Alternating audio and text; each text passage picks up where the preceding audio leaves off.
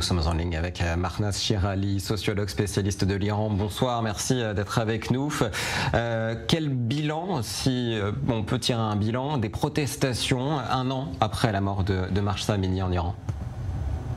Le bilan le plus important qu'on peut tirer de cette de ce mouvement, c'est la volonté persistante du peuple iranien de se débarrasser de la République islamique, de ce régime des mollahs. Ça fait un an que les Iraniens n'ont pas reculé et qu'ils ont continué, persisté, les femmes qui ne portent plus le voile, et alors que tous les jours elles sont l'objet de la violence. La violence contre les femmes n'a jamais été aussi importante qu'aujourd'hui parce qu'elles refusent de porter le voile. Tous les jours en Iran, malgré tous ces crimes contre l'humanité que l'État commet, les Iraniens résistent et continuent à résister.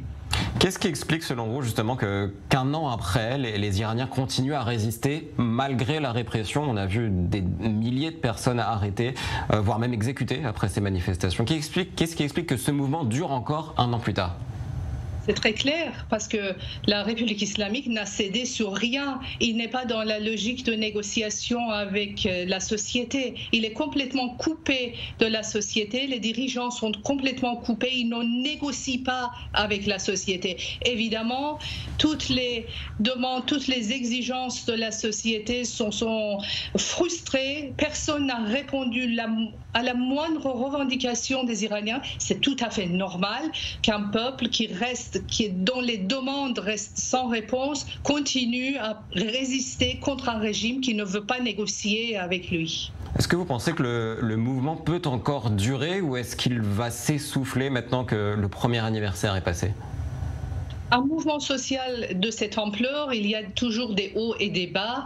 L'important, c'est que même quand il y a des bas, quand il n'y a pas des manifestations extérieures, il y a toujours la résistance, une immense résistance de la part des femmes iraniennes, un soutien absolument extraordinaire de la part des hommes, alors qu'avant, les hommes laissaient les femmes se battre dans la rue, se faire violenter dans la rue. Aujourd'hui, les agents de police, les agents du régime n'osent plus taper sur les femmes parce qu'ils savent que les hommes viennent en leur aide. Ça, c'est une nouveauté. C'est une nouveauté que pendant l'année qui a découlé, on a compris à quel point les hommes et les femmes en Iran sont solidaires les uns avec les autres. Cela dit, je répète encore, la violence contre les Iraniens et spécialement contre les femmes n'a jamais été aussi importante qu'aujourd'hui. Alors vous parliez de solidarité, il y a une solidarité internationale également, on l'a vu avec des rassemblements prévus aujourd'hui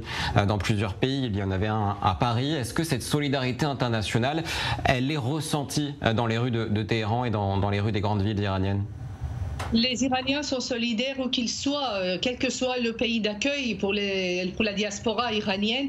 Les Iraniens se sont montrés très solidaires avec leurs compatriotes.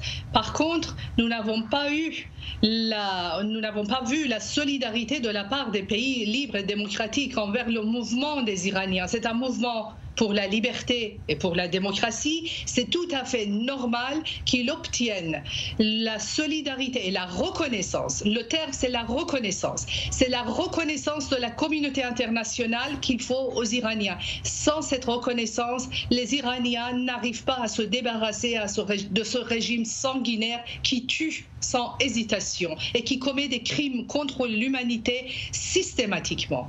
Est-ce que vous êtes optimiste, ce sera ma dernière question, optimiste sur ces prochaines semaines, ces prochains mois en Iran? J'ai jamais été une sociologue optimiste.